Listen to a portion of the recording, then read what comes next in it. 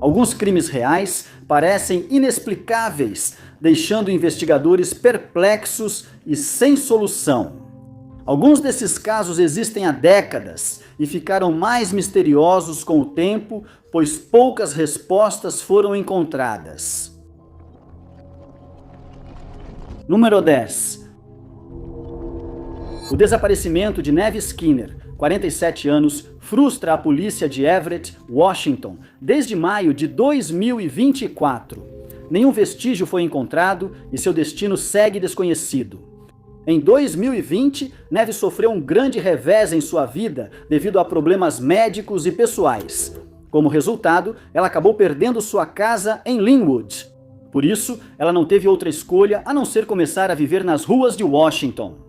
Infelizmente, era sabido que ela era dependente de substâncias ilegais, o que agravou as preocupações com seu bem-estar. Sabe-se que semanas antes de desaparecer, Neve frequentava um centro de higiene gratuito em Linwood para tomar banho ocasionalmente. Funcionários do centro disseram não tê-la visto desde seu desaparecimento. A família disse que, na época do desaparecimento, ela já tinha feito progresso para mudar de vida. Ela deixou as drogas, participava de reuniões anônimas todo dia e ia sempre à igreja. A mãe dela teve notícias pela última vez em 1º de maio, quando ela disse ter pedido um novo cartão da Previdência Social. Ela avisou a mãe que o cartão seria enviado para sua casa e pediu que o guardasse até Neve buscá-lo. Poucos dias depois, o cartão chegou. Ao tentar falar com Neve, descobriu que seu telefone estava desligado. Isso imediatamente causou grande preocupação à família dela, já que Neve sempre mantinha contato com eles, falando ao telefone cerca de uma vez por semana. Quando a família dela entrou em contato com os amigos para saber se eles sabiam onde ela estava, eles disseram que não tinham notícias dela havia algumas semanas. O namorado de Neve disse que também não tinha notícias dela e ainda estava com alguns de seus pertences. Após ser dada como desaparecida, a mãe disse à polícia que Neve costumava ficar em Linwood ou Everett, mas ambas as áreas foram vasculhadas sem sucesso. As pessoas dessas áreas também não a viam havia tempo, e os investigadores temiam que algo ruim tivesse acontecido com ela. Quem viu Neve ou souber onde ela está, deve contatar o Departamento de Polícia de Everett pelo 4253-278-450, citando o caso 2020 e 469987. Número 9. A família de Pierce Petra, de 31 anos, que está desaparecido da Louisiana desde agosto de 2024, declarou que ele sempre fazia questão de manter contato com eles e eles acham o desaparecimento dele muito suspeito. O que os levou a isso? A principal preocupação é que ele não fala com o filho desde que desapareceu. Ele faria qualquer coisa para conseguir isso, por isso temem por sua segurança. A irmã dele, Gabrielle, acrescentou que eles fizeram tudo o que podiam para tentar encontrar Pierce, mas todos os esforços deles foram em vão até agora. Agora só resta rezar para que ele volte seguro. A última vez que Pierce foi visto foi em 5 de agosto daquele ano, caminhando em Evangeline Parish, Swords, Louisiana. Ele teve que abandonar seu Toyota Camry após ficar sem gasolina e seus passos depois disso são desconhecidos.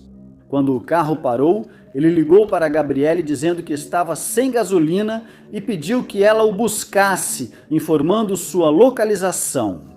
Ela não pôde ajudar porque já ia para o trabalho. Normalmente, avisaria ao gerente que precisaria se ausentar para ajudar um familiar. Ela havia começado um novo emprego e não queria causar má impressão chegando atrasada no turno. Após chegar ao trabalho, tentou ligar para Pierce, mas o celular dele estava sem bateria ou desligado. Na noite seguinte, a família dele não conseguiu contato e registrou o boletim de ocorrência de desaparecimento. O carro de Pierce foi encontrado depois no mesmo local onde ficou sem gasolina, em Villa Platte.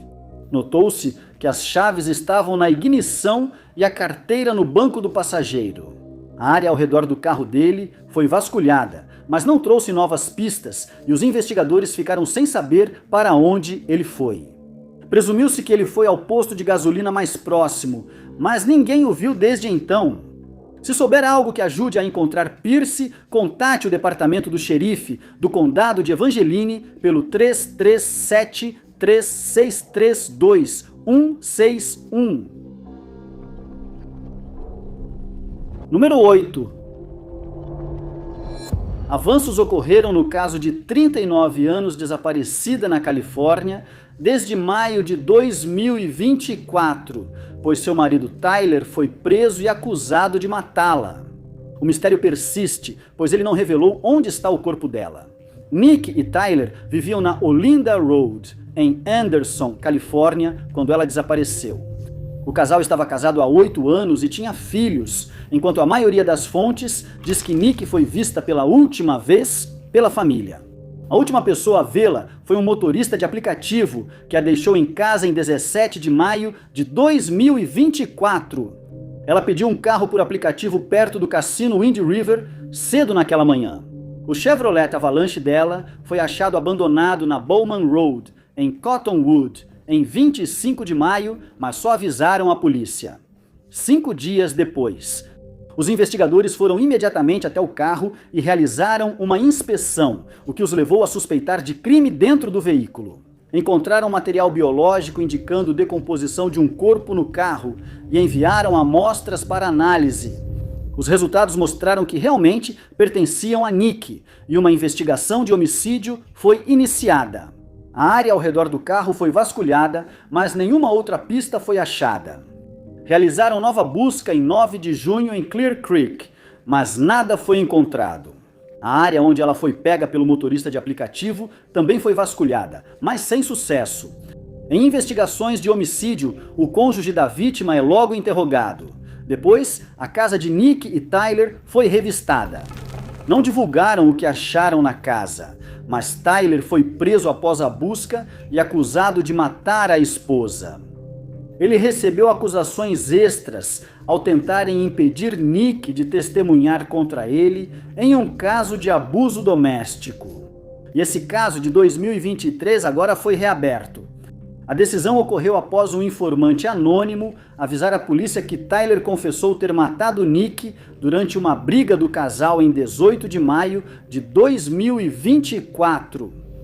Buscando reunir o máximo de informações sobre os últimos movimentos de Nick. Uma recompensa de $30 mil é oferecida por informações que levem à sua localização, mas até agora nada foi recebido. A família de Nick contou que pouco antes de sumir, ela enviou uma mensagem dizendo que voltaria ao carro da sogra após visitar um hospital em Redding naquela noite, mas nunca apareceu nem foi vista novamente. Apesar de muitas buscas, seus restos mortais não foram encontrados porque Tyler se recusou a revelar detalhes do crime. Quem viu Nick naquela noite ou tiver mais informações deve contatar a Unidade de Crimes Graves do Condado de Shasta pelo 530-245-6135. Número 7. Quando alguém está sofrendo de psicose, suas ações se tornam muito imprevisíveis e não há como saber o que essa pessoa pode fazer em seguida. Esse fator influenciou milhares de homicídios e desaparecimentos ao longo dos anos, incluindo o caso de Deja Lucas, de 26 anos. O caso de Deja iniciou em 17 de dezembro de 2024. Ela levou os filhos à escola naquela manhã, deixou-os lá e voltou para casa, dizendo que precisava descansar. Não se sabe o que ela fez nas poucas horas em casa, mas testemunhas a viram sair do quarteirão 3700 da Texas, no bairro Grava, em St. Louis, Missouri, por volta das 11h horas. Após sair de casa, ela ligou para o pai e conversaram brevemente antes de algo estranho ocorrer. O pai dela disse aos investigadores que a conversa foi normal no começo. De repente, Deja mudou de comportamento, entrou em pânico e foi descrita por ele como aflita. Ele fez tudo o que pôde para descobrir o que estava errado, mas antes que conseguisse, Deja desligou o telefone.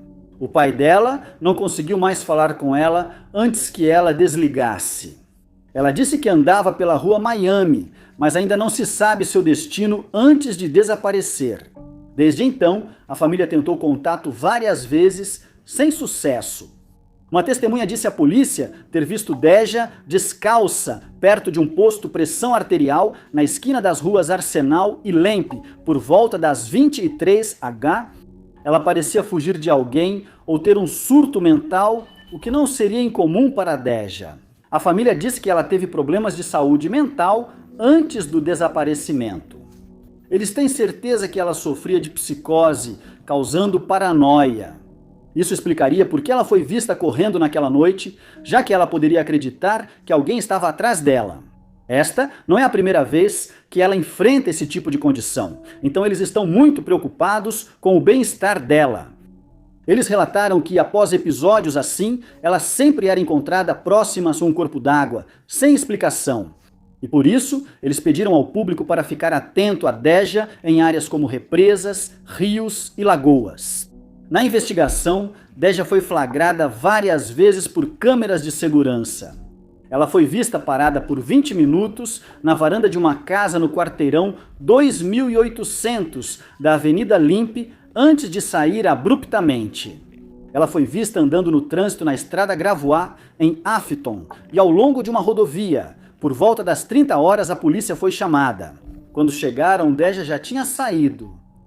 Quem vir Deja ou souber seu paradeiro deve contatar o Departamento de Polícia Metropolitana de St. Louis pelo 31423111212.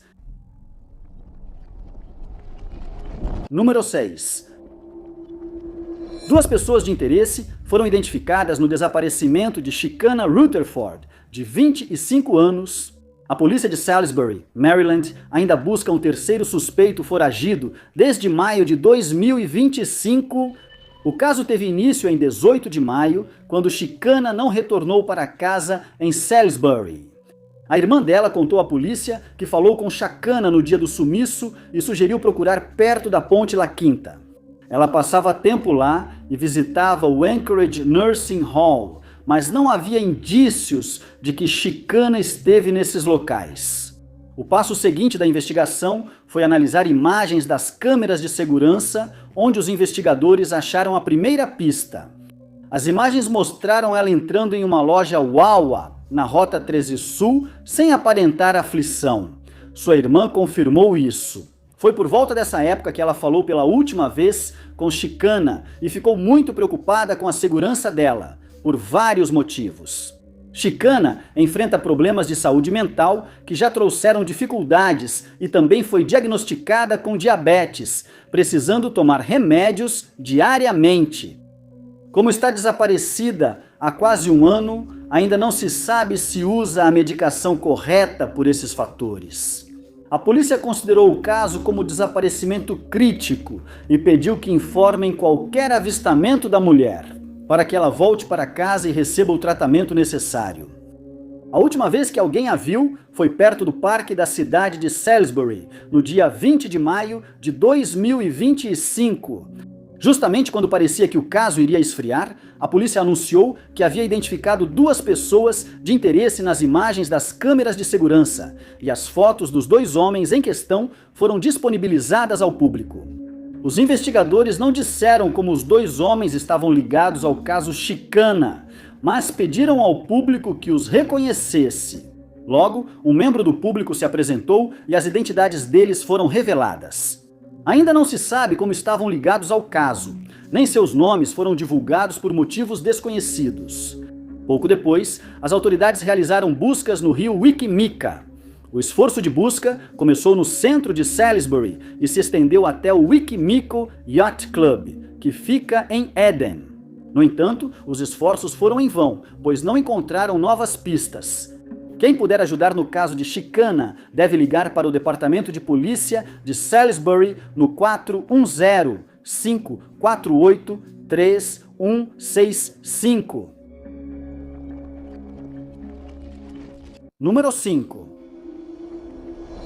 A vida de Perola Hart, nascida Perola Taylor, é misteriosa, mas sabemos que Ela se destacou ao se tornar uma das poucas mulheres assaltantes de diligências no Velho Oeste, o que fez com que ela ganhasse status de celebridade. Na época, Pérola nasceu por volta de 1871 e, adolescente, foi enviada pelos pais a um internato. Isso não agradou Pérola e, uma vez lá, ela começou a se rebelar, andando com jogadores, traficantes de substâncias ilegais e outros personagens duvidosos. Após se formar, ela conheceu Bret Hart e logo se apaixonaram. Eles decidiram se casar rapidamente, mas o relacionamento começou a deteriorar após a mudança do Canadá para Chicago. Amigos e familiares diriam que o casamento era volátil. Nos melhores tempos, Bret trabalhava em um parque de diversões em Chicago para pagar as contas, mas Pearl queria outro rumo para sua vida. Durante a Feira Mundial de Chicago, ela assistiu a um show do Velho Oeste de Buffalo Bill e se encantou com a vida dos pioneiros. Ela deixou Bret e fugiu com um pianista, sumindo por anos. Especula-se que ela tenha passado esse tempo trabalhando como cozinheira, trabalhadora de rua ou algum tipo de artista, mas essas teorias nunca foram confirmadas. O que se sabe é que em 1900 ela já não tinha mais dinheiro. Ela conheceu Joe Booth, um minerador também com dificuldades financeiras, e juntos planejaram um esquema para enriquecer rápido. Eles viram que assaltantes de diligências lucravam muito e resolveram tentar também. Em Florence, Arizona, identificaram o primeiro alvo e atacaram a diligência, mas estavam despreparados. Roubaram $425, mas foram lentos para fugir. Perla deu $1 roubado a cada passageiro para comprarem almoço após o ocorrido. Enquanto isso, o cocheiro cavalgou até a cidade e avisou o xerife. Os dois assaltantes conseguiram fugir, mas enquanto dormiam naquela noite, foram rastreados e presos assim que saiu a notícia de que uma mulher assaltante de diligências havia sido capturada. O público passou a admirar Pearl, que presa autografava, posava para fotos e recebia presentes de fãs. Ela foi chamada de Rainha dos Bandidos e virou manchete nacional. O julgamento dela foi marcado, mas antes de ir ao tribunal, ela fugiu da cela e escapou da lei por pouco tempo. Após ser capturada, sua fama cresceu ainda mais. O julgamento atraiu milhares que logo se encantaram com a sensibilidade de Pearl. Afinal, quem era a verdadeira vítima? Ela disse que roubou a carruagem para comprar remédios para a mãe doente, o que convenceu o júri. Ela e Booth foram inocentados e soltos, mas retornaram à prisão ao descobrirem a adulteração da correspondência dos Estados Unidos. Booth foi condenado a 30 anos de prisão, enquanto Pearl pegou 5 Booth, fugiu e nunca mais foi visto. Enquanto estava presa, Pearl teve tratamento preferencial, com cela própria e visitas ilimitadas. Ela foi libertada 18 meses após relatar falsamente uma gravidez, depois de passar pela prisão. Ela participou brevemente do show do Velho Oeste de Buffalo Bill e depois desapareceu. Número 4. Acredita-se que a última vez que se ouviu falar de Eric Wong, 32 anos, foi quando ele gritou aterrorizado durante o ataque. Mesmo com amigos acusados de obstrução da justiça, o caso dele segue sem solução. Eric cresceu no Brooklyn, Nova York, e estudou na William and Mary, em Williamsburg, Virgínia. Ele se formou em 1996 em políticas públicas, onde conheceu Joseph Price e se tornaram bons amigos. Seus amigos mais tarde afirmariam que ele era uma pessoa genuína, que sempre valorizava suas amizades e fazia o que podia para ajudar qualquer pessoa em necessidade. Após a faculdade, Eric estudou e passou facilmente no exame da Ordem dos Advogados de Nova York. Ele foi assistente de juiz na Virgínia por 12 meses e depois trabalhou no escritório Covington e Burlington, em Washington. Nesse período, ele conheceu Catherine Ellen Yu em uma conferência na Filadélfia e em 2003 se casaram. Eles se mudaram para Oakton, Virgínia, onde Eric começou a trabalhar na Rádio Ásia Livre, mas precisava ir a Washington diariamente. No dia 2 de agosto daquele ano, ele trabalhou até mais tarde e, com receio do caminho para casa, procurou Joseph Price, conhecido da faculdade. Ele sabia que Price morava com Victor Zaborski e Dylan Ward, que mantinham um relacionamento poliamoroso. Como a casa ficava perto do escritório de Eric, ele pediu para passar a noite lá. Price aceitou e Eric chegou por volta das 22h30. Os 3 homens disseram aos investigadores que, em seguida, ele tomou um banho e disse que iria dormir antes de se retirar. Um vizinho relatou ter ouvido gritos entre 23 e 23h30 naquela noite, vindo da casa dos 3 homens. Zaborski ligou para o 190 às 23h40, afirmou que Eric foi atacado com uma lâmina e acredita que alguém invadiu a casa e atacou só Eric por motivos desconhecidos.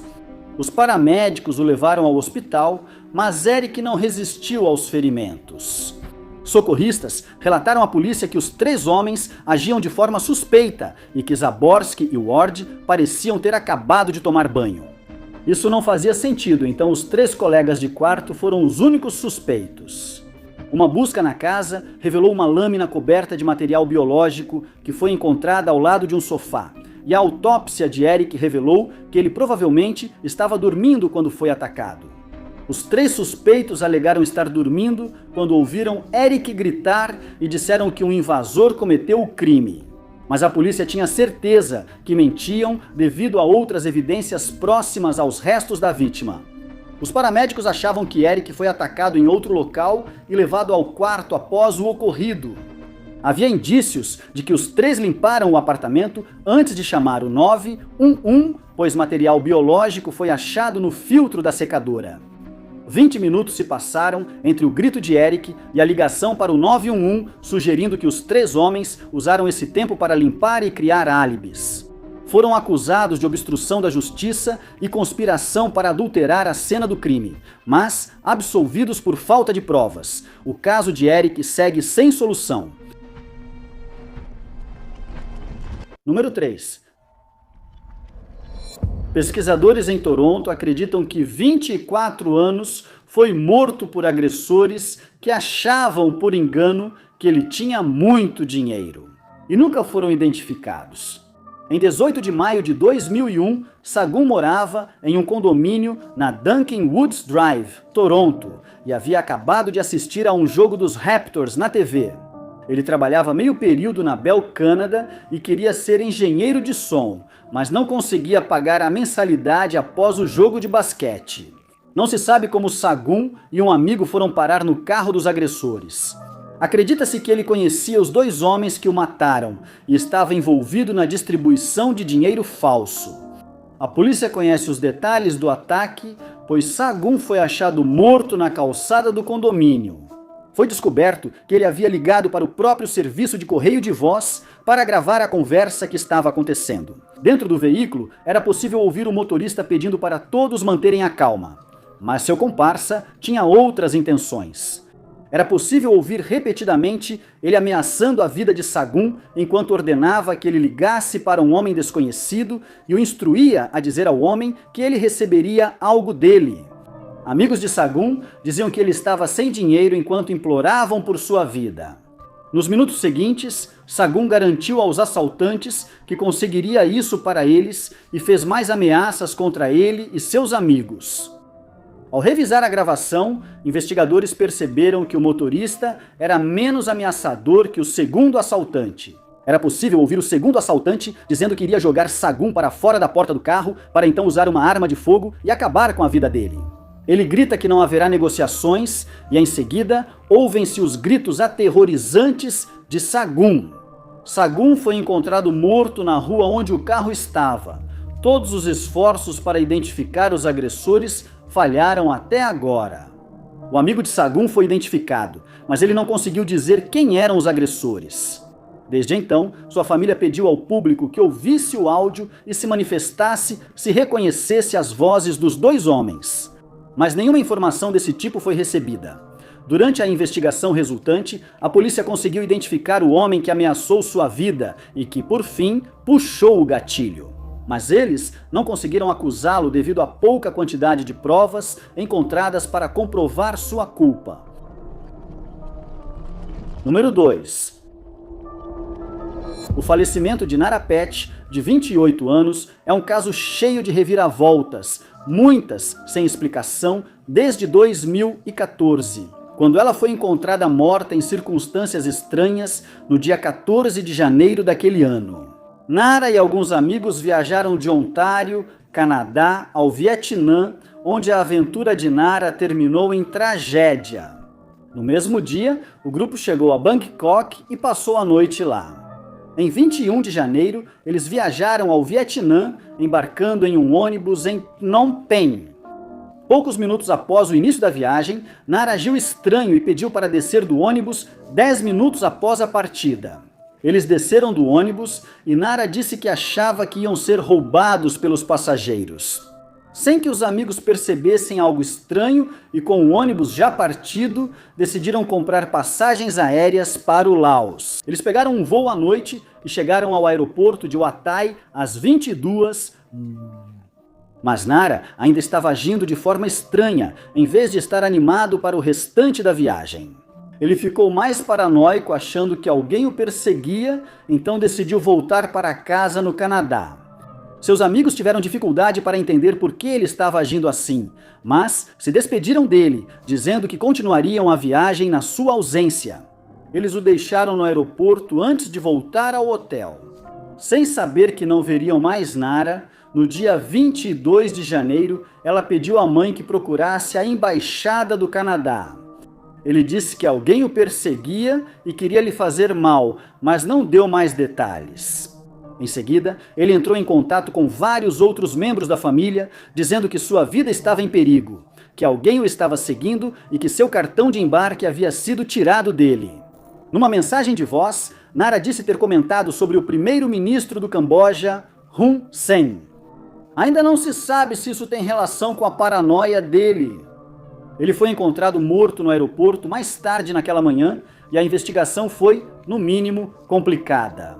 Funcionários do aeroporto disseram que ele ficou violento e quebrou o vidro de uma máquina de venda automática, causando ferimentos. A família de Nara soube que sua morte não era suspeita, porém a autópsia indicava o contrário.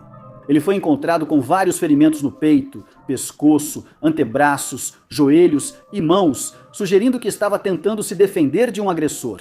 A família afirmou que ele não tinha problemas de saúde mental, raramente bebia álcool e nunca usou drogas ilegais.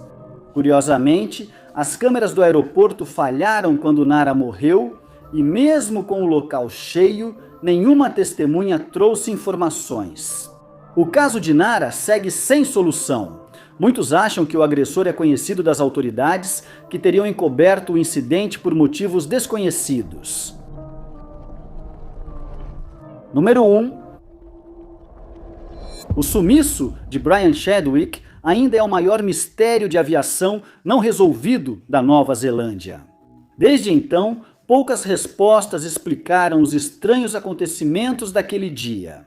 Em fevereiro de 1962, Brian já tinha 6.000 horas de voo panorâmico. Ele conhecia bem as áreas ao redor de Christchurch e por isso não se preocupou ao decolar do aeroporto de Christchurch em condições ruins em 12 de fevereiro daquele ano. Brian pilotava um DH-90 Dragonfly e planejava ir a Milford Sound com 4 passageiros.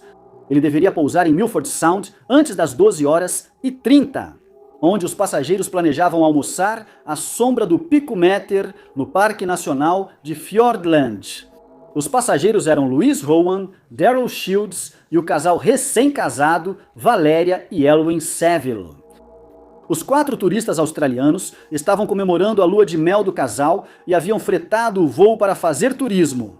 Quando o voo não fez contato com os controladores de tráfego aéreo em Milton Sound até 1 da manhã, havia grande preocupação e a busca começou imediatamente. Brian disse que voaria pela rota habitual, mas também cogitava seguir ao sul para evitar o mau tempo. Foram registradas correntes descendentes de até 40 nós na área e as montanhas próximas estavam cobertas por nuvens, tornando o voo muito perigoso.